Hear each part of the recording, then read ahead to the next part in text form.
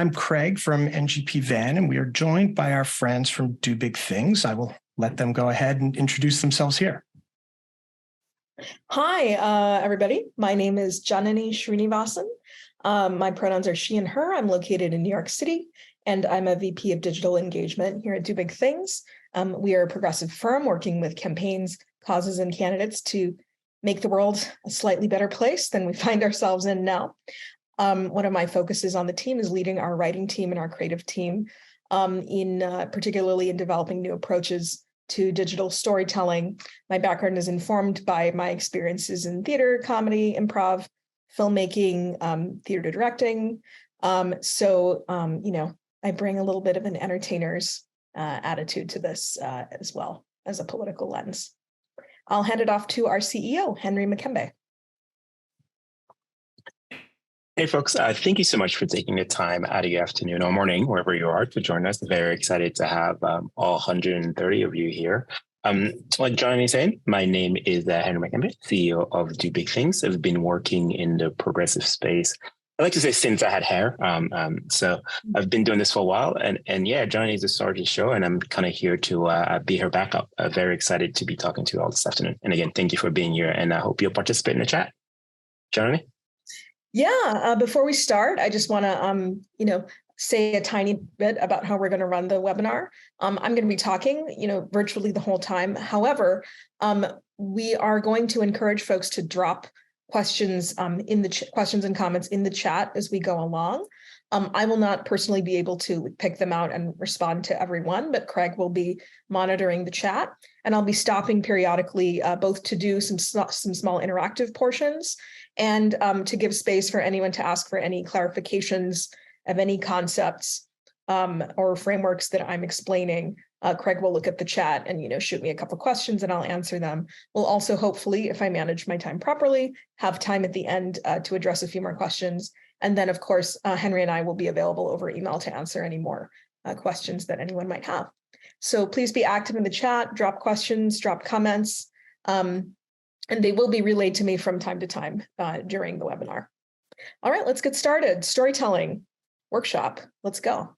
A quick overview of what the webinar is going to look like. We're going to quickly talk in a lighthearted way about why storytelling actually matters so deeply and so viscerally for our causes and our campaigns right now.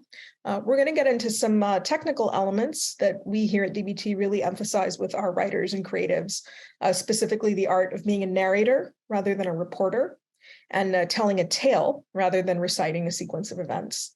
We're also going to work on present an approach we've developed to deepening a tale and making it more meaningful and more metaphorical, and having more resonance than simply reciting a sequence of events, as I said. We're going to present you with a small basic story structure that you can apply to tell a powerful story, whether in a 15-second story, in a 90-second reel, in an email, in a video of 10 minutes if you want to. But we really believe that story can scale, either from the smallest dimensions to, the longest feature film, which I know that most of us probably love those. And then at the end, we'll talk some further applications, and then we will take any more questions that I've missed.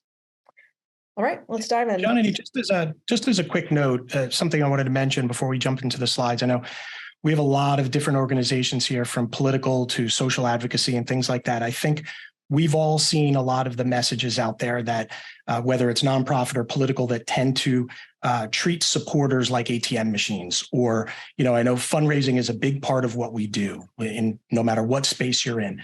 But I think the whole idea of storytelling is to have that emotional connection, and it's important across the board. And we know that when you make that emotional connection through storytelling, it increases engagement.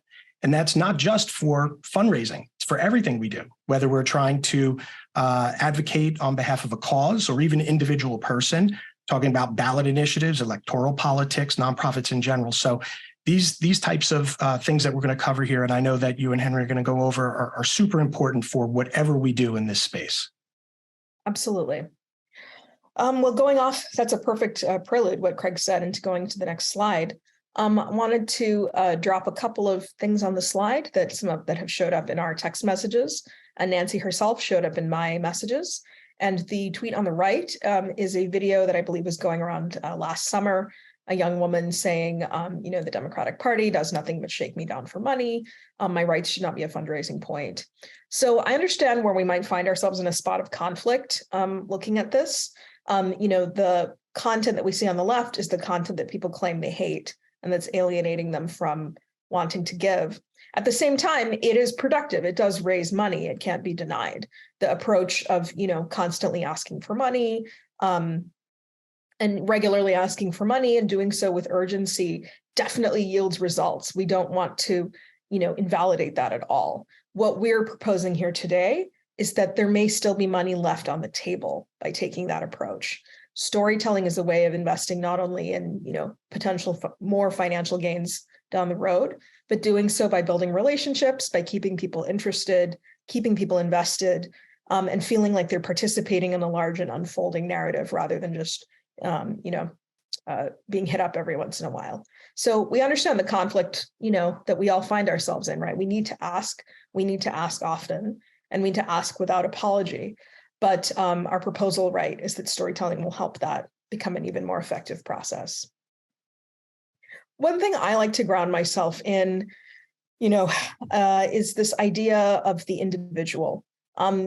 Research has shown that, when we think about problems in the context of millions and millions of people affected, whether that's climate change, whether that's voter disenfranchisement, when it's framed as a sort of faceless mass of people, our brains kind of shut off. It's just difficult to wrap our heads around that much suffering, that much misfortune, that much collective impact.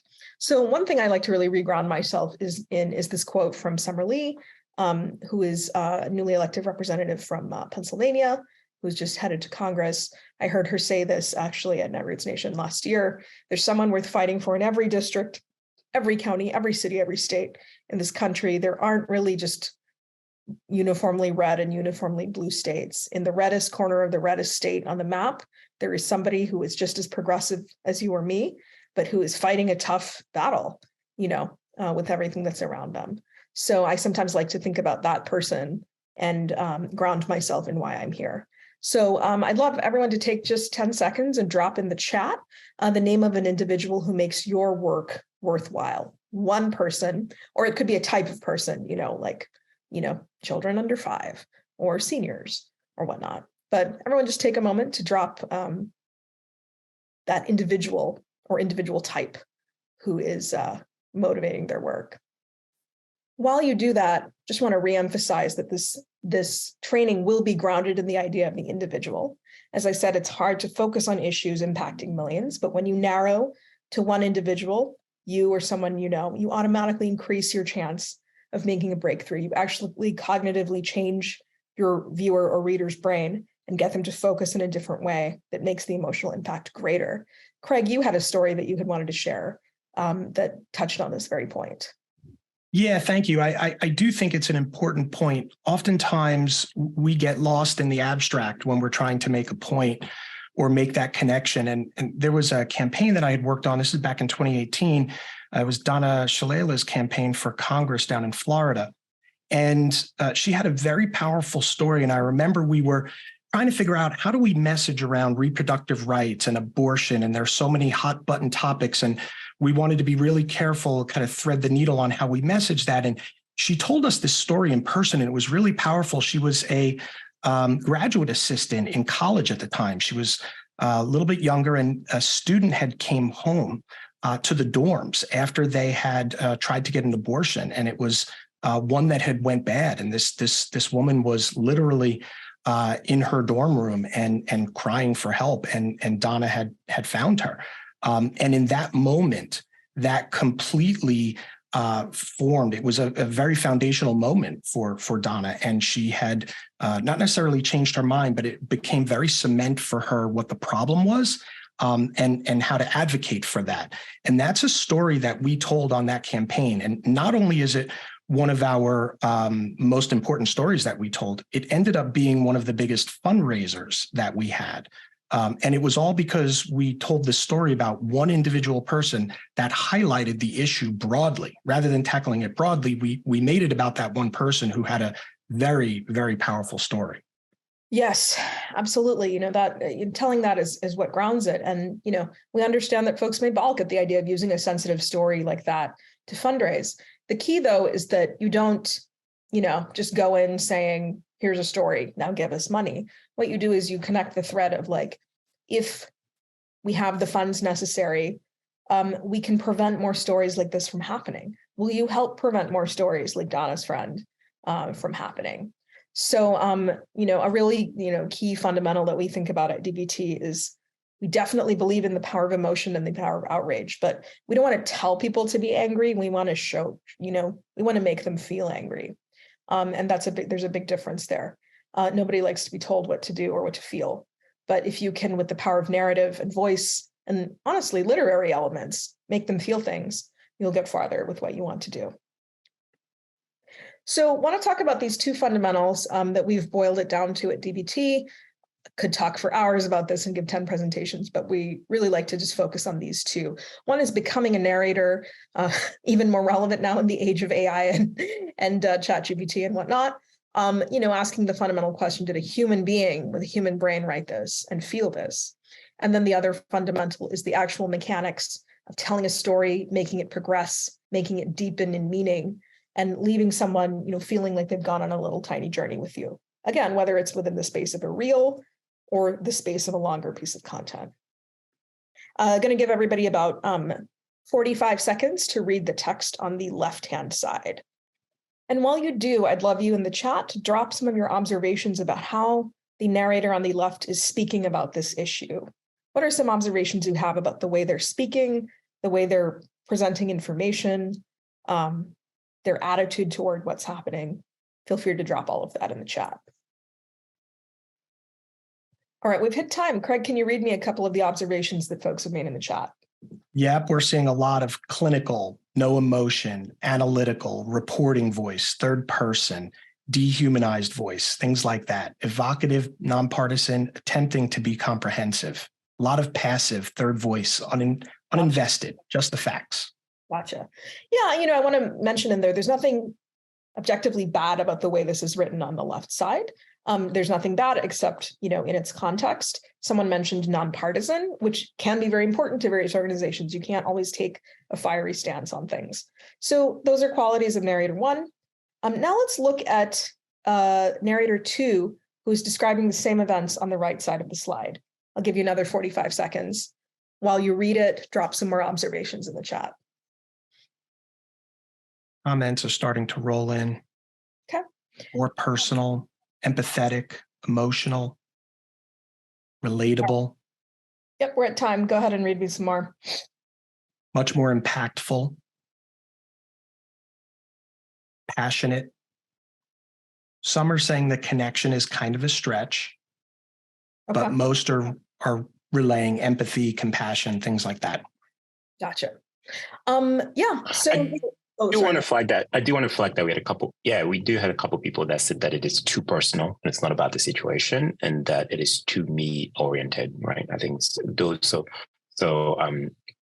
there are some folks who are having a different point of view from how that is structured there. Sorry, Johnny. Go ahead. Yeah, no, and I mean, there's a variety of viewpoints to be expected here. So the two narrators here on the left is the AP reporting on the invasion of Ukraine last year. On the right is one of our candidates who is that we worked with, who was a Vietnamese refugee. Responding personally, to the events and making the connection there. As I recall, this was not a fundraising email from her. It was just a kind of piece of personal connection that she wanted to send out to her list to keep people involved and engaged and let them know that she cared and is invested in what's going on. Let's look at another pair of examples. Let's look at the left for 45 seconds and once again, drop some observations in the chat as we read. And Craig, what are we starting to see in there? Burying the lead. They're Interesting. just starting to roll in now. People are saying it's better, but still not good enough. Still doesn't have any sort of call to action or just data Okay. We're at Making a 45. strong statement. Yeah, we can hear a couple more and then I'll present the second one. Yeah, providing context and information. Basically, it's still third person and factual. Okay, great. All right, let's look at another version of events from Narrator 2. And let's take 45 to read this and share observations in the chat. Starting to see inspiring, relatable, personal, more impactful, draws you in. Somebody, Kate said, wow. Moving. The use of we. Yeah. It's a home run in a description. Yeah, I love the example on the right. I think those are great, astute observations. So what we have here again is, I think Reuters on the left, describing Val Demings' announcement of her Senate race. And on the right, we have a fundraising email from Val herself.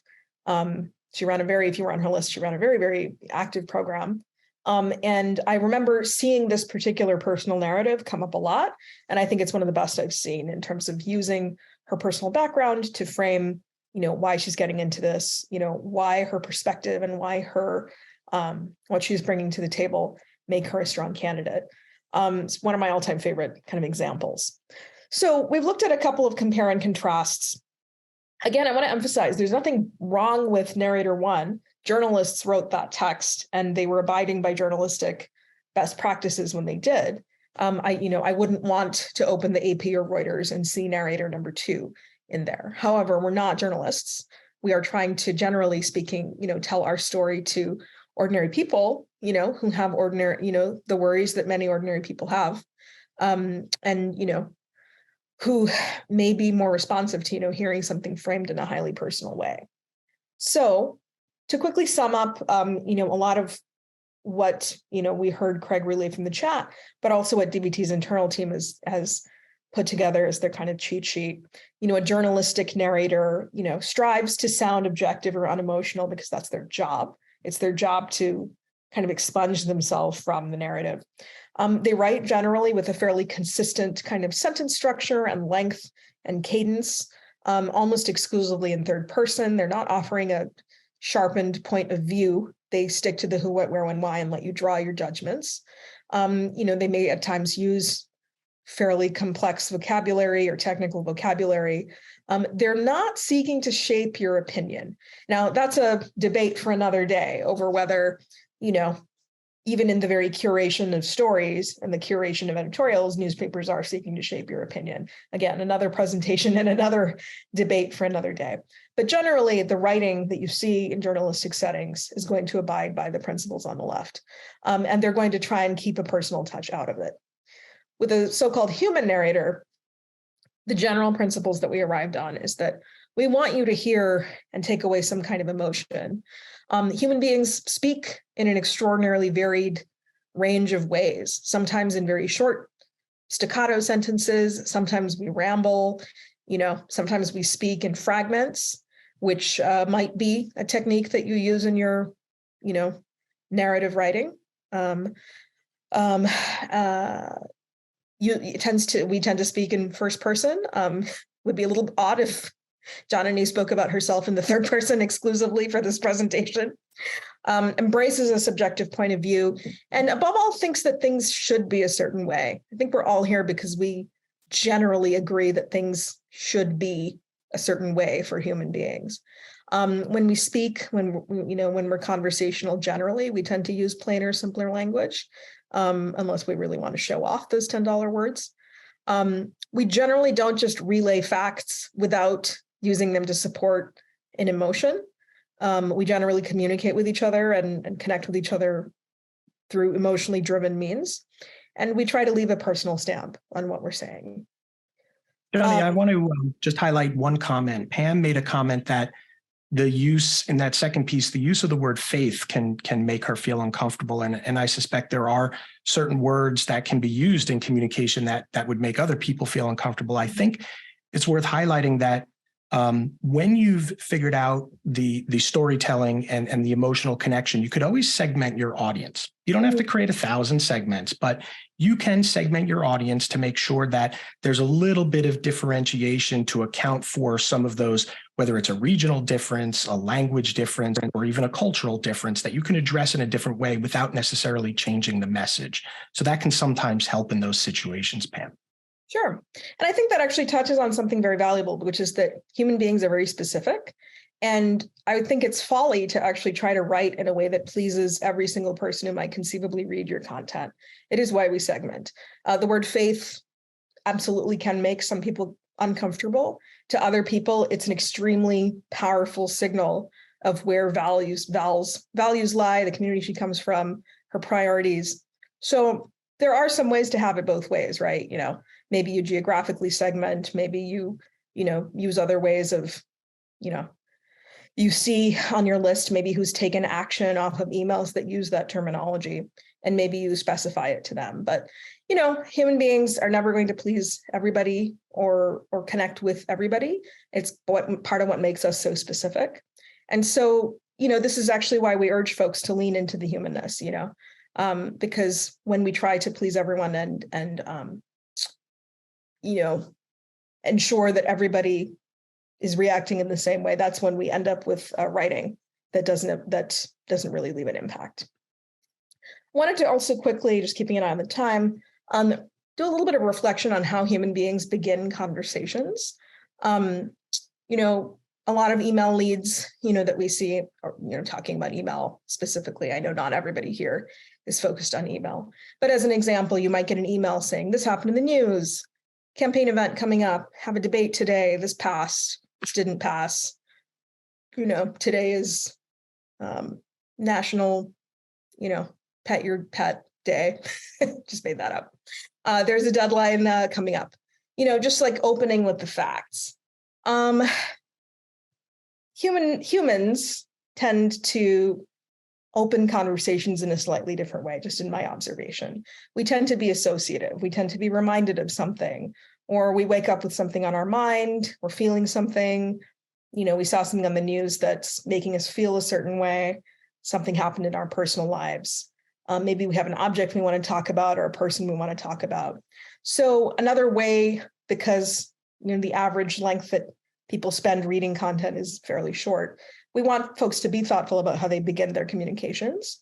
And so just wanted to add that as something to think about. The beginning words are often where you lose people or keep them going with you. Just wanted to give folks a few seconds to reflect on a conversation they had recently and how it, in their personal life, and how it began. Did somebody call you out of the blue because something funny happened? What prompted you to begin a conversation? In my case, it's almost always because something funny happened or I saw something funny happen and I have to tell someone. But curious, Craig, do we have any responses?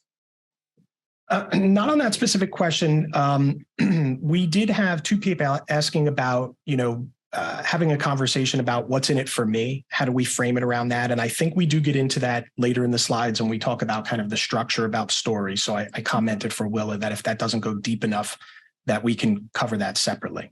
And then someone asked about a PhD dissertation and including storytelling there. And I think the same applies for them with some of the structure that we'll get into. If that doesn't go deep enough, we can cover that separately also. You mean about in the writing of a dissertation itself?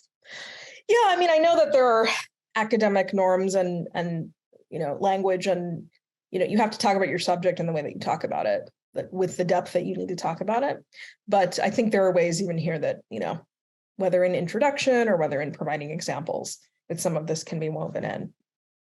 Wanted to take just 1 minute to give one final example of voice. This is an actual email that was written by folks at DBT in support of one of our candidates from last year. And I think it brings together a lot of the principles we've spoken about. So I'll give just 1 minute for everyone to look at Amani's email and share some reflections while you're reading it. People are commenting the imperative must, very persuasive, but human-centered. Zephyr saying this one hit. Great example for implication of future outreach and advocacy.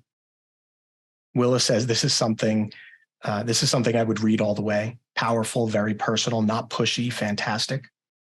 we'll give folks a chance to finish it up. But yeah, this is just one of my favorite, again, all-time examples. It starts from such a specific, vivid place, a little girl in her blue shoes. And then from there, that specificity is what sparks your curiosity. What do the shoes mean? Why is she starting out by talking about her shoes? Where is she going to lead us with this story? And what I absolutely love is that she not only, keeps the thread of the shoes going throughout, but by the end, she's actually broadened it out to make the story about more than herself. It's not just about her and her shoes, although the shoes are a beautiful metaphor kind of for her journey.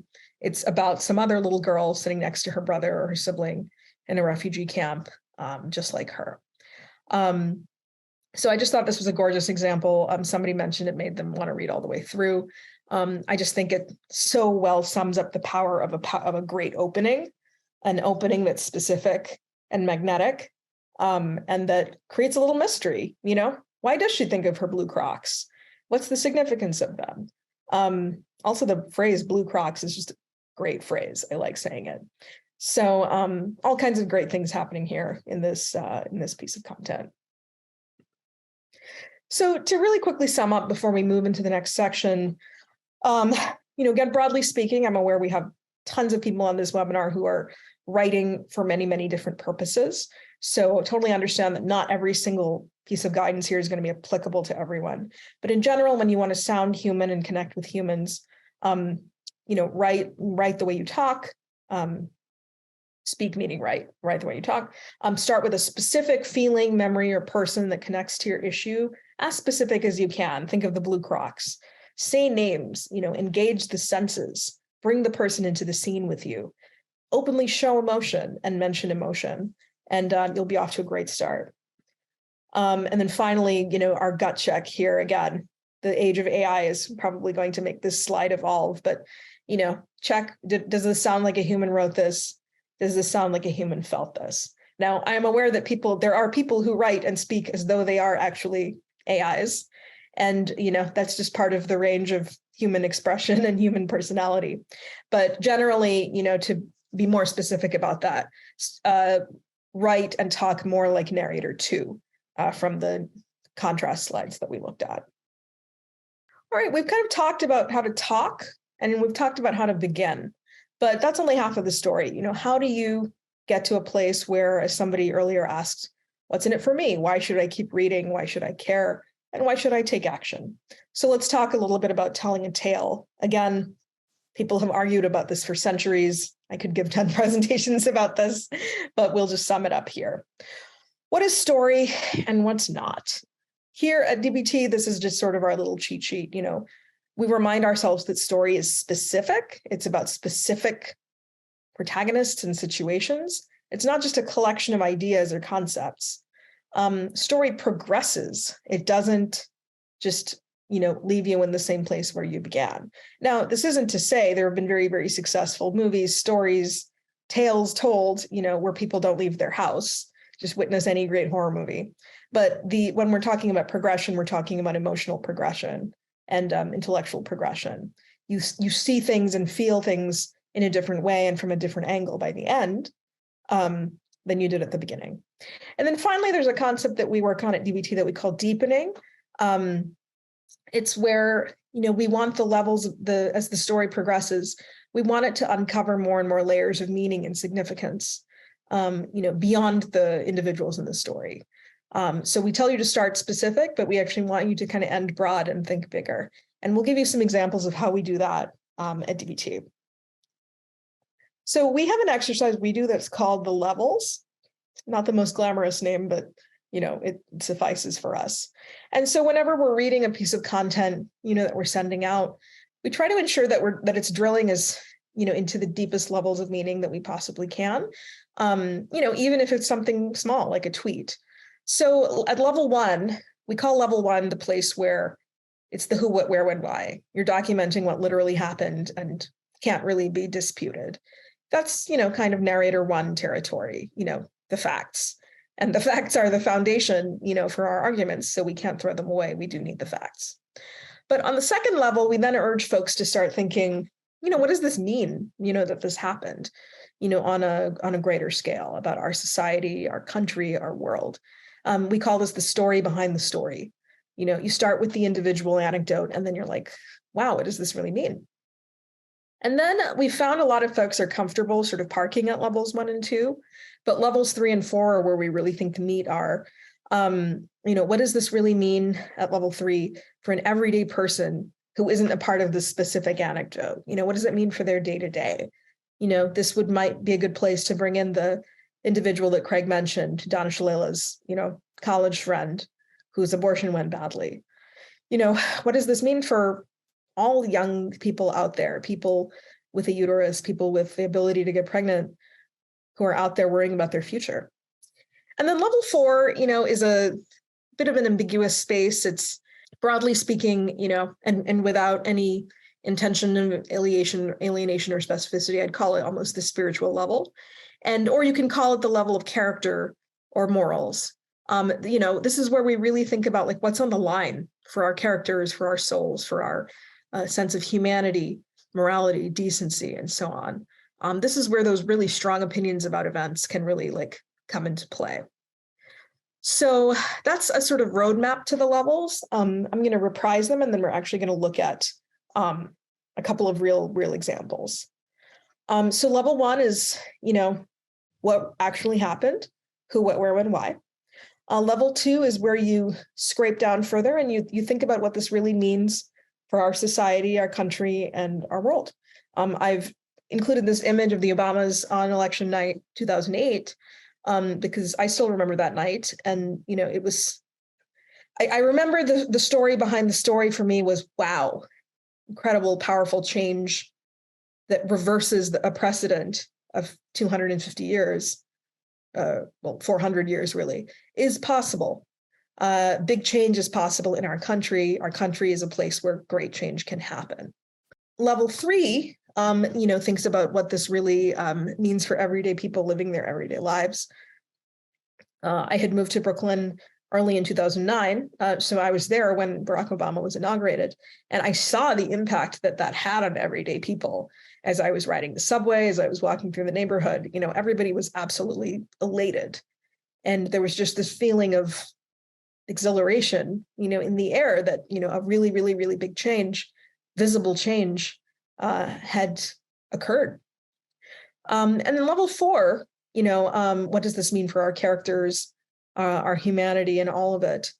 In the sense of the Obamas, I would say, at that time, good prevailed.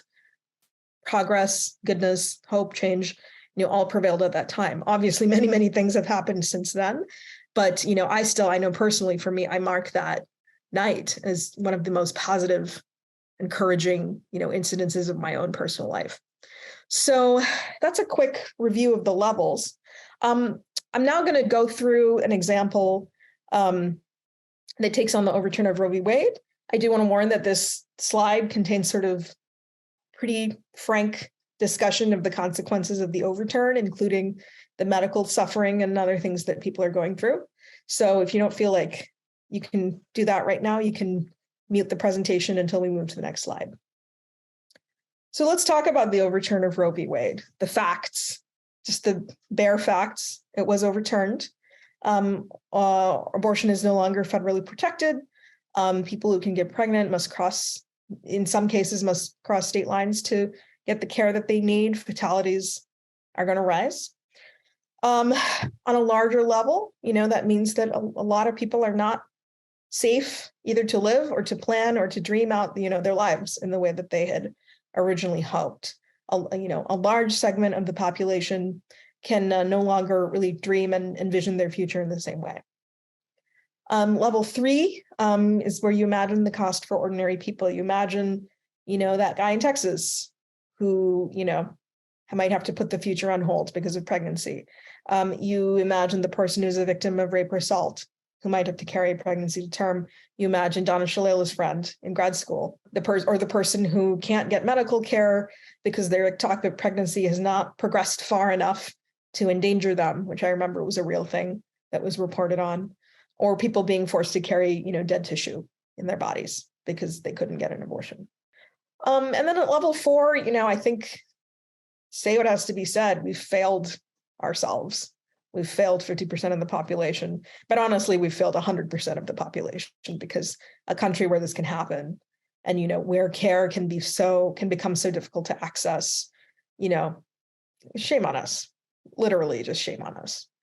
So that's a quick treatment of, how we at DBT might sit and think about Roe v. Wade. It's not to say that every single piece of content that we write about it would hit all four of these, levels, but it's a way of, pushing ourselves out of our box and making sure that we don't just recycle and repeat the same talking points again and again. It's a reminder to get ourselves to get specific, to think about the larger narrative, to think about the emotional narrative, and so on. So I wanted to quickly just take a pause for folks to react and to see if this makes sense, or if there's any part of this that needs a little more explanation. Yeah, right now there's a little bit of chat in the conversation about being cis, and a convo about gender, and a comment about people with uteruses instead of just saying women, or woman. Yeah, and that's a norm at DBT. We're our policy is to say, people who can become pregnant, which of course includes, it doesn't include all women, to be honest. Not all women can get pregnant, but many can. So we definitely don't use it, to deny that women exist, or to say that women can't get pregnant, but to acknowledge that, a really, really wide range of people, including women, can get pregnant, which is why we've included women on the slide. Let's do one more example. And I haven't written it out, but I'm just going to kind of talk it out. This is about the train derailment in Ohio, and definitely glad for anyone from Ohio or from the area, to jump in. I'm not specifically from the area, but, what I've gathered from my reading about it is that, a pretty serious accident, happened. Train cars containing really hazardous materials, released those materials into the air. And, the first larger narrative that I take away from that is that, even in a so-called developed country with all of our technology and all of our advancement, these things can still happen. These kinds of catastrophes can still happen. I think we sometimes, with our phones and with our screens and everything, can get a little bit complacent about this kind of breakdown, but it can happen. At level 3, you have a number of cases that are quite specific. Residents of East Palestine and the surrounding area are reporting headaches, they're reporting nausea, they're reporting, side effects. The fish are dying. I just read that thousands of fish have perished, in the Ohio River. People don't have clean drinking water, in the area. So, imagine having to wake up every day and literally not be able to, lead your routine because those amenities are unavailable. And then dipping down to level 4, I think there's almost a moral or a kind of emotional level to dig into, which is, sure, this happened. This could happen anywhere, but, the response appears to be slow and unsatisfactory. It appears to be something that folks just, are trying to hand wave away, maybe in the way that they attempted to do the same in Flint. And this is, shaping up to potentially be a large failure of government.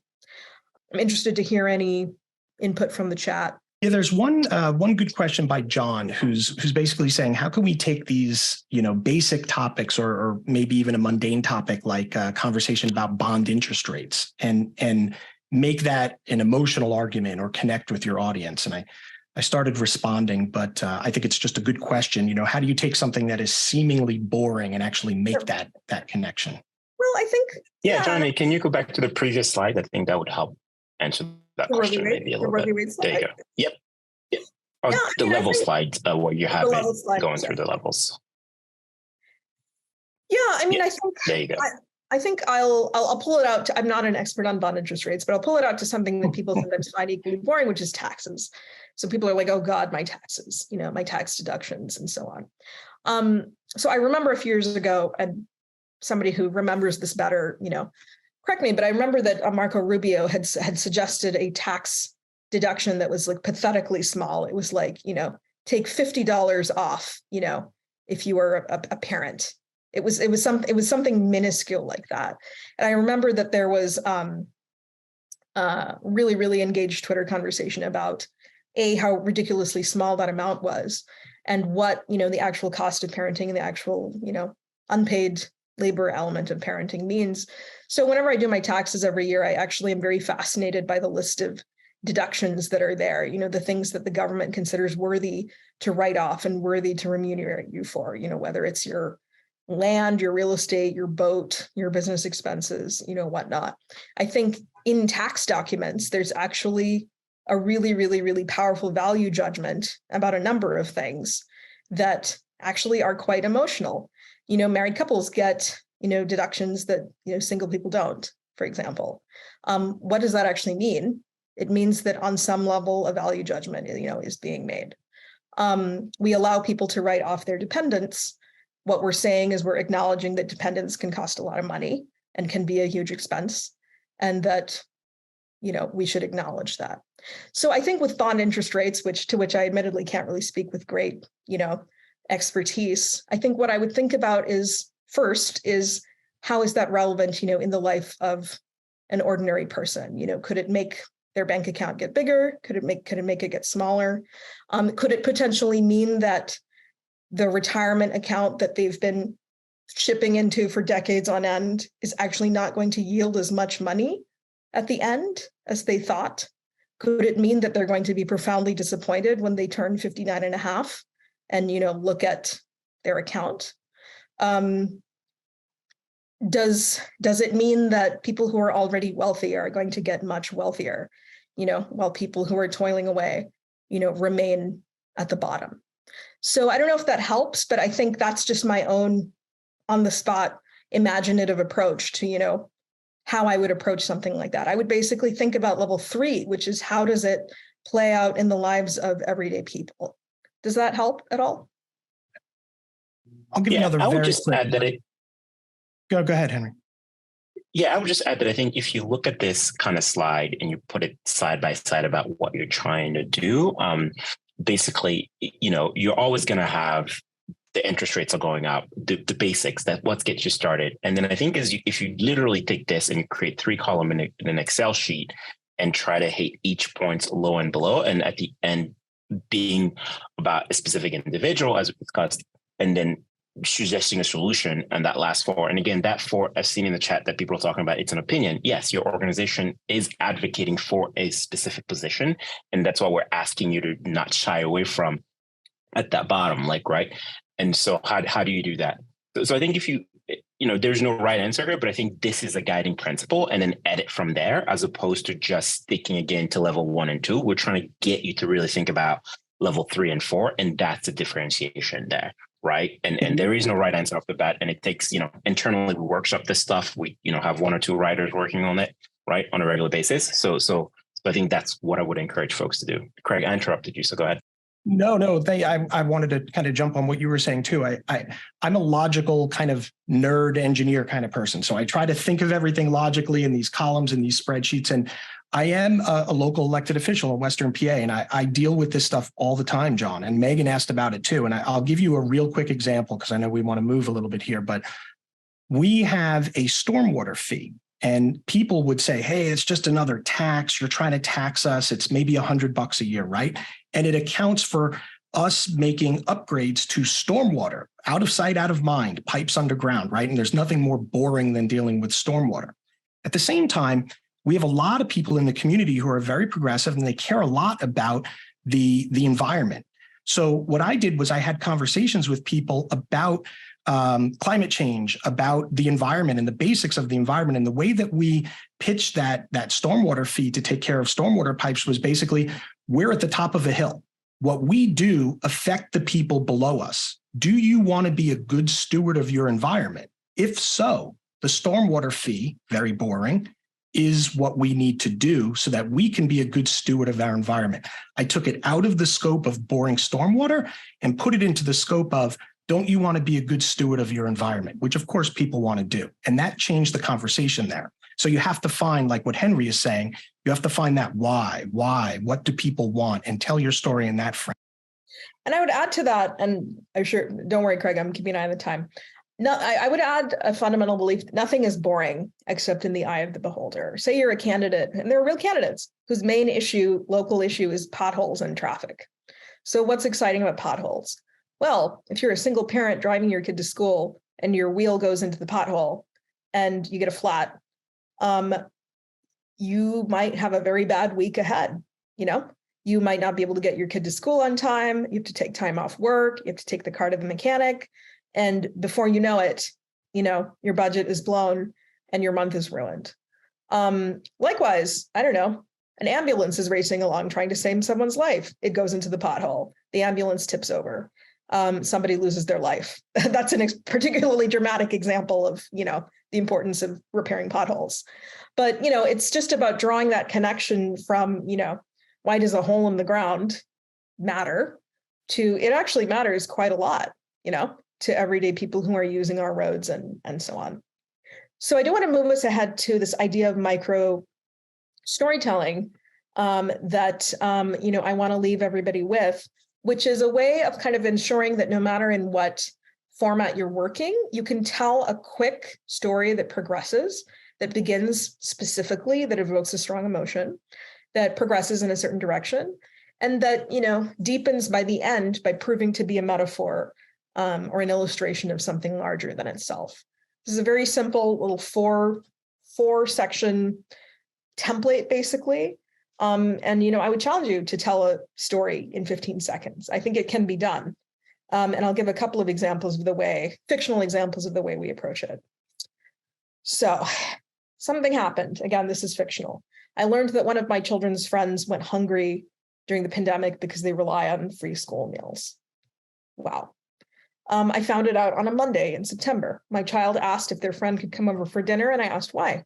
My child then told me that their friend is only eating once a day since schooling went remote. They're not able to take advantage of the free meals at school, so they only get one meal a day. What happened after that? We now have this child over for dinner once a week or more when we can, and we're trying to help fill that gap that exists in that child's life. What's the larger meaning of all of this? In the wealthiest nation on earth, or TBD, I don't know if we're still the wealthiest nation on earth, but we're one of them. Children are growing hungry in a place that touts itself as the land of prosperity and the American dream. Kids can't get through the day without eating a square meal, more than one square meal and sometimes less. Something's gone wrong, essentially, would be the moral judgment that I would, draw from this. I'll give another fictional example. Sarla, she's an A+ college student applying to several prestigious med schools. She just found out she's pregnant, and it's past the legal date that abortion can be performed in her state. She found it out on the same day that she found out she got a 528 on her MCAT.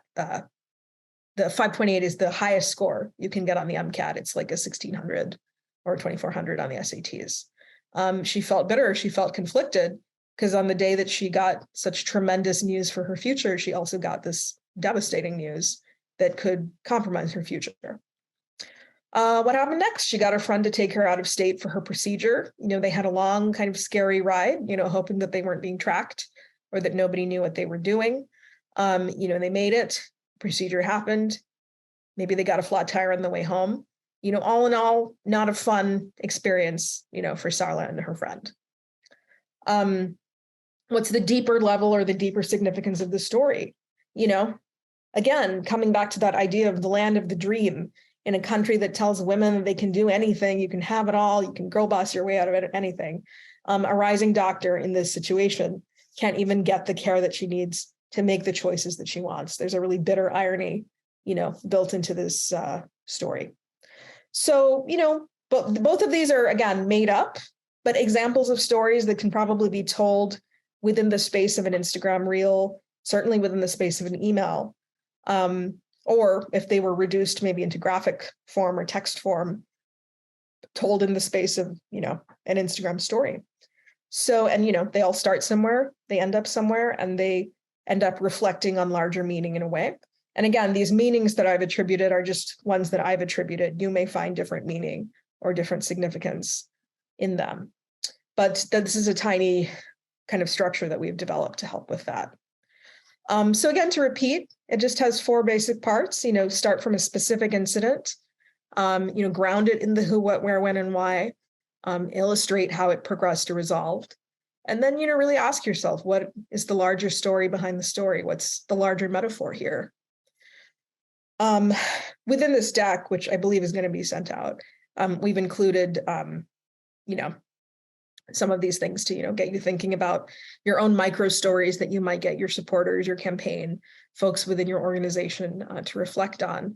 Because one thing I do really personally believe in is that your organization's story can better be told through a multiplicity of stories. If you're constantly feeding people, different variations on your narrative, coming from different perspectives, from different people who are invested in your cause, it both keeps things incredibly fresh and, grounds things in human cost and human stakes. So I believe you've made it to the end of the formal presentation, and I believe we have about 5 minutes left for me to take any other questions or try to address any other issues that folks might have. Yeah, if I can just jump in, Johnny, I think great for that. I think, we used email here because, again, it's easier to kind of show in this presentation. But I do believe, and we do believe at DBT, that this format is usable, on Instagram in terms of imagery. It's usable on TikToks in terms of like short 15-second clips, right? In terms of longer format, we've just produced a 5 to 6 minute video for one of our clients. Again, really trying to humanize very complex issues and really having this kind of approach. This is more of a format and guidelines than specific, to-dos. But I think then you can tell a more story that drives people to action and hopefully sparks change. So again, Johnny, thank you. And thank you, folks. And if you have any questions, please drop them in the chat. And it looks like we have a couple other, 2 more questions. What about images and pictures? A picture's worth 1,000 words as example. And then a second question would be, any advice or thoughts about getting volunteers to volunteer their stories and share that with a wider audience? 2 separate questions. Love it. Yes, love a picture. I think, depending on the format you're working in, as Henry said, this applies across the board. If you're writing an email, absolutely a picture can punctuate these stories, maybe at every milestone point, maybe you have a photo. So absolutely encourage the use of images and photos. But just reminding that often folks are scrolling. And sometimes if folks are made to scroll too much, they may scroll away or click away and be lost to the internet. And then in terms of volunteer and user-generated stories, we love it. We love it. We love it. We've actually worked with orgs where we've given them a version of this template, to give to volunteers and people on the ground so that, instead of telling the same old story with every email, you can then suddenly have dozens. We've done it with campaigns. We had a candidate run in the Midwest on healthcare issues, and we had several folks, they happened to be volunteers for her campaign who lived in the community, talked about their healthcare stories, their, journeys with obtaining insulin, with caregiving for older folks and their families. And the emails came from them. They were the senders. And, I know that whenever an email comes into my box that's from somebody new, that isn't just a recognizable name from the campaign that tells a new story, I'm captivated. I believe for a campaign a few years ago, we even had, with parent permission and everything, we had a 9-year-old email on behalf of the campaign, just telling a story, So yeah, encourage both, encourage images, encourage, teaching others to tell a micro story or a macro story at whatever scale that you need. Yeah, I'm going to jump in here. And Rebecca had a questions about, I think it was Jessica actually had a question about what messaging resonates with folks these days. And she mentioned that we're using the American dream. And I think she felt like it doesn't resonate with folks anymore. Sure. I think this is why you have to tell stories, right? I think stories always resonate. And specific messaging is hard to come by, right? It depends on the issue. And we at DBT work with folks like Swellable to do some message testing all the time to make sure that it's working.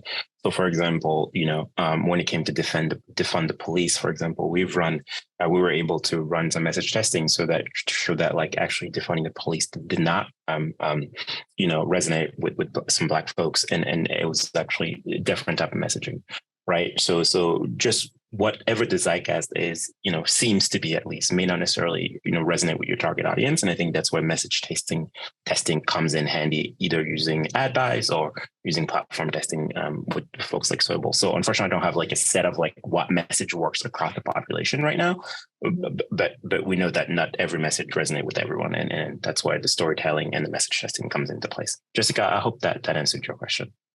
Yeah, and I think that's a great point, Henry. I think oftentimes we're, especially on campaigns, and I know in the nonprofit world too, one person wears many hats.